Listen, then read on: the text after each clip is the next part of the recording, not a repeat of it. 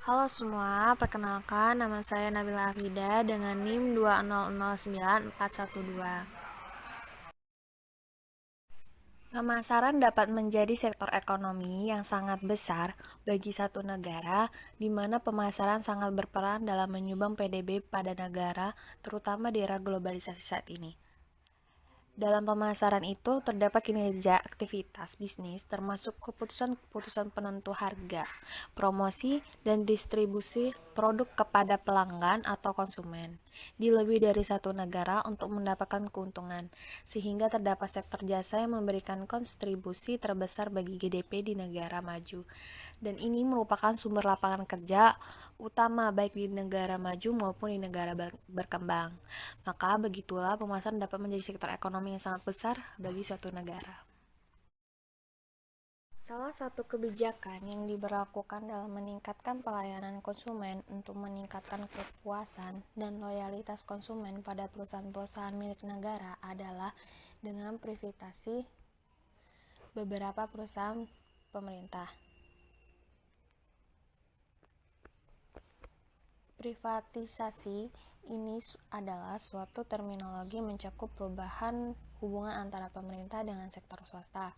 Nah, perubahan yang paling penting ini adanya penjualan kepemilikan publik, deregulasi terhadap pengenalan kompetisi ke status monopoli, dan kontrak melalui franchise ke perusahaan swasta terhadap produksi barang dan jasa yang dibiayai oleh negara.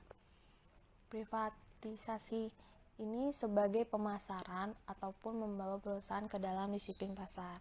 Nah, bentuk privatisasi perusahaan pemerintah yang ada di Indonesia yaitu BUMN.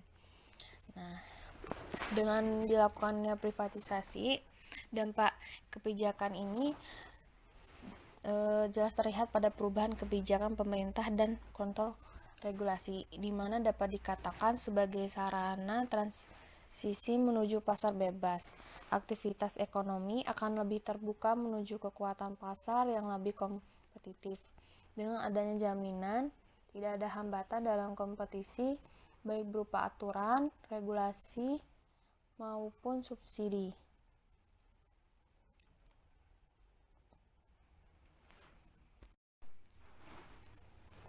Keuntungan lainnya yang sering dirasakan dari kebijakan privatisasi yaitu menyebarnya kepemilikan pemerintah kepada swasta, mengurangi sentralisasi kepemilikan pada suatu kelompok ataupun konglomerat tertentu. Ada tidak cara lain yang dapat dilakukan selain privatisasi untuk meningkatkan pelayanan pelanggan di perusahaan milik negara? Ada, yaitu dilakukannya revitalisasi terhadap BUMN dengan cara melakukan pembenahan manajemen secara keseluruhan.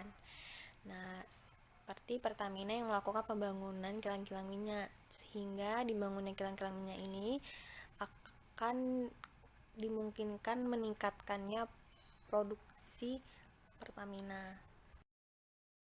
Komponen manajemen pemasaran pada perusahaan kimia farma. Yang pertama ada distribusi unit. Ini berperan penting dalam upaya peningkatan produk-produk kimia farma. Contohnya melayani penjualan ke pedagang besar farmasi dan apotik yang ada di seluruh Indonesia. Yang kedua, retail, yaitu kegiatan usaha retail melalui pengoperasian apotik milik perusahaan atau apotik kerjasama. Misalnya kegiatan yang melayani resep dokter, penjualan obat bebas dan kesehatan. Dan yang ketiga adalah laboratorium, klinik, dan klinik kesehatan.